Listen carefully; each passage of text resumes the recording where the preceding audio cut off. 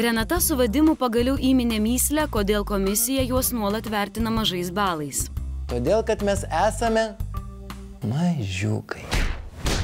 Pasak poros, prie stalo sėdinti komisija paprasčiausiai jų nemato. Štai stalas. O dabar įsivaizduokite, prie šio stalo sėdi Edita Daniutė. Štai tokį vaizdą prieš savo akis mato mūsų komisijos pirmininkė. O dabar pasižiūrėkime, kokį vaizdą Edita Daniutė mato sekmadieniais.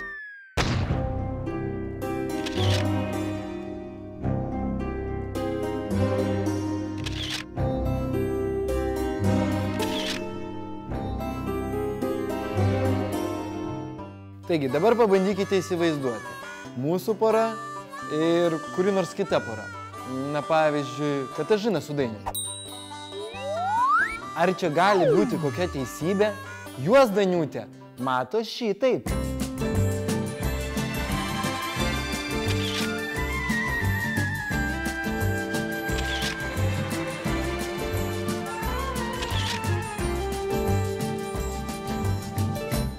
Ar galima mus skriausti vien dėl to, kad mes esame mažiukai?